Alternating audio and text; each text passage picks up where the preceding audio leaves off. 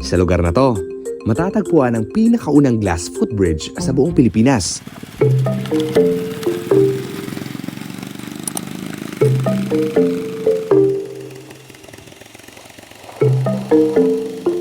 Kinukunikta ng tulay na to ang dalawang barangay dito sa bayan ng Magpet, ang Barangay Bangkal at Barangay Don Panaka.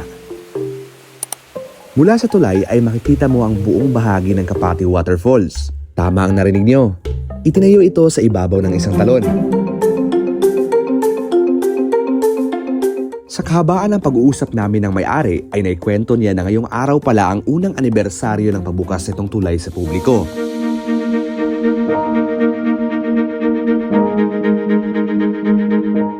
Ayong adlaw sa tanan, kini akong ginatindugan dahil karon mao ni ang pinakaunang glass footbridge sa Pilipinas.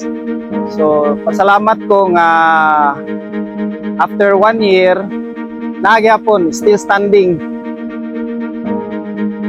Ang kanindot pa aning tulaya kay naa siya sa ibabaw sa ginatawag natong Kapati Waterfalls.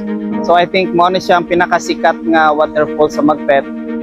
Kung moagi ka diri, makita nimo ang top sa waterfalls. Nakakalula mang tignan, ngunit tila inaakit naman ng tulay ang iyong mga mata na pagmasdan ang napakagandang tanawin sa ibabang bahagi nito. So kani nga bridge, this is made of steel, stainless steel. Tapos ang glass ani tempered glass nga gisiguro namo ang kaligon para safe gyud ang mga guests namo nga moagi diri. First manggod namo na nga priority is ang safety gyud sa mga mobisita sa amo ang resort. Kining Kapati Waterfalls nindot kay ni siya liguan. Daghang kayo nig spot sa ubos nga instagrammable kayo.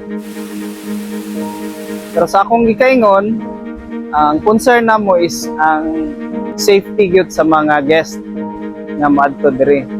So nakoy tao pod nga naga-monitor sa sitwasyon sa weather nato. So kung maingon sila nga dili pwede pasudlan, mutuman lang ta para man sa safety natong tanan.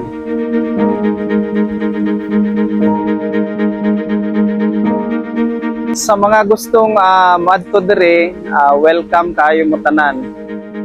Daghan mo pwede himuon diri. Nami fish pond, pwede mo mamingwit. Nami infinity pool, pwede po mo maligo dito.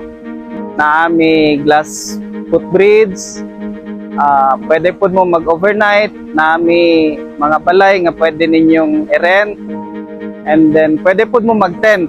Napuntay mga camping area diri nga pwede mo maka tent pod. So daghang activities nga pwede ninyong mahimo diri sa Kapati. So sa inyong tanan, welcome kayo mo nga mobisita diri. Kana lang daghang kayong salamat. Hindi lang basta tulay ang paksa natin ngayong araw. Isa itong aral sa ating mga sarili na sa bawat tulay na ating tinatahak, may kwento ng tapang, pag-asa at pagbabago. Ito ang nagsisilbing daan sa pagitan ng kahapon at bukas.